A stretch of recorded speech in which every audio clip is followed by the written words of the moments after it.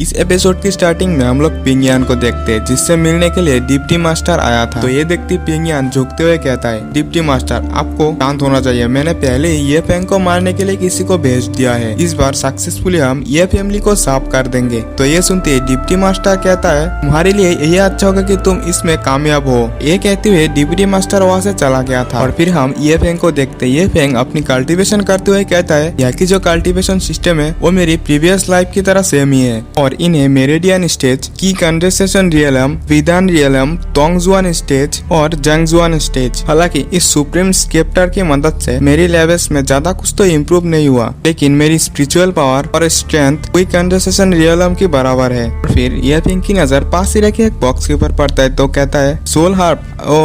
और हाँ, मुझे अपनी स्ट्रेंथ को बढ़ाने के लिए कुछ एलेक्सास को रिफाइन करना चाहिए। और फिर हम लोग पिंग यान के द्वारा भेजे गए वॉरियर्स को देखते हैं, जो कि लिंक को मारने के लिए आया था। उनके लीडर 2 मेंबर से कहता है तुम लोग आगे जाओ। तो वो लोग ये फैंग की रूम की ओर जाने लगा था। तो इसके बारे में ये फैंग को भी पता चल गया था। वो दोनों वॉरियर ये फैंग के कमरे में एंटर कर जाते हैं, तो उन्हें वहाँ पे ये फैंग नहीं मिलता। और फिर ये फैंग, जो कि इतना समय से छुपा हुआ था, वो अचानक से उन वॉरियर के ऊपर अटैक कर देता है। और फिर ये फैंग उन लोगों के अच्छे से धुलाई करता है। इस सीन को हम लोग बाहर से भी देख सकते थे। उन दोनों वॉरियर्स का लीडर कहता है, इस कमजोर को मारने में इन लोगों को इतना समय क्यों लग रहा है। तो वो सिचुएशन को चेक करने के लिए ये फैंग की रूम के अंदर जाने लगा था, पर तभी एकदम से उन दोनों वॉरियर्स की डेड बॉडी के साथ साथ ये फैंग भी बाहर आ जाते हैं, और वो तुरंत ही उसके ऊपर अटैक भी कर दिया था। तो वो वॉरियर उसके अटैक को डॉज करता है, और फिर ये फैंग अपनी स्वॉर्ड को निकालते हुए उस बंदे के ऊपर अटैक कर देता है। तो वो बंदा उसके अटैक को रोकते हुए कहता है, तुम्हें इतना भी ज्यादा घमंड होने की जरूरत नहीं है, तुम बस मेरे से एक लेवल ही ऊपर हो, और मैं की लेवल 5 पर हो, तो आज मेरी है तो तुम्हारी मौत तो पक्की है। और वो ये फैंग को पीछे कर दिया था। फिर ये फैंग को पता चलता है कि उसकी जो सुप्रीम स्क्रिप्चर है उसे ब्रेक थ्रू कराने में हेल्प कर सकता है, तो वो उसे यूज करता है। ऐसा करते ये फैंग की लेवल की लेवल 1 पर पहुंच चुका था, और फिर सेकंड लेवल और फिर थर्ड लेवल। ये देखते वो वॉरियर कहता है, ये तो नामुमकिन है। तो ये फैंग कहता है, नामुमकिन सा कुछ नहीं है, इसे देखो। फास्ट शॉट टेक्निक स्वान स्पेसेस का यूज करते हुए ये फैंग उस वॉरियर के ऊपर अटैक कर दिया था, और वो वॉरियर ड्रैगन सोल स्ट्राइक से उसके अटैक को रोकने की कोशिश करता है, लेकिन उसमें नाकामयाब हो गया था। और फिर ये फैंग उसकी गर्दन को पकड़ते हुए उससे पूछता है, तुम्हें अभी मरने की जरूरत नहीं, तुम पहले मुझे अपने मास्टर से मिलाओ। वो वॉरियर लिंक को पिंग यान के पास ले आया था। तो ये फैंग उस वॉरियर को एकदम पिंग यान के सामने ही फेंकता है, और फिर ये फैंग पिंग यान के सामने ही उस वॉरियर को मार दिया था। और पिंग यान के ऊपर भी एक अटैक करता है, लेकिन उसके गार्ड ने आके उसे बचा लिया था। ये फैंग उस रूम के अंदर एंटर करता है, और वो कहता है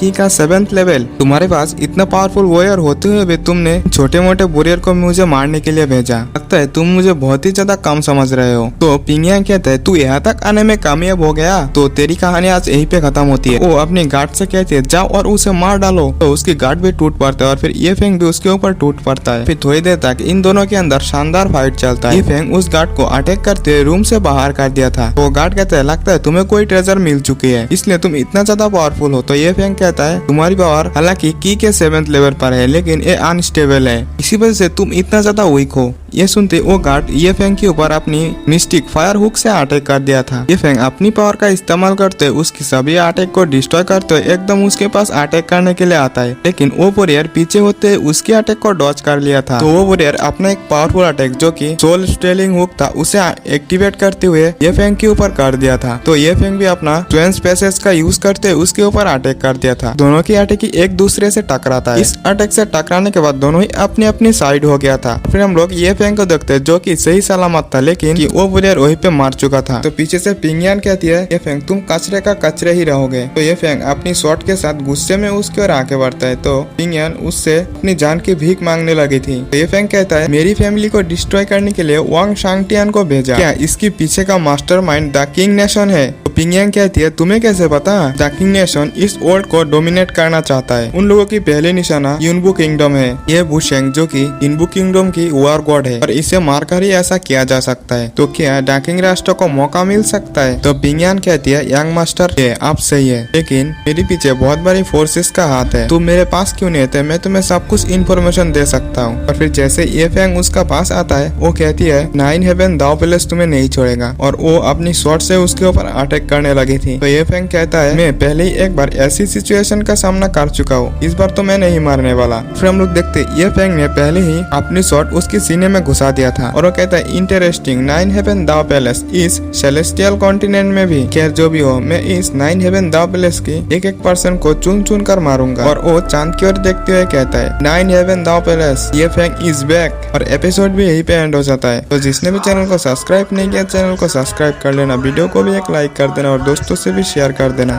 कमेंट तो जरूर से करना। मिलते हैं नेक्स्ट वीडियो में, बाय बाय।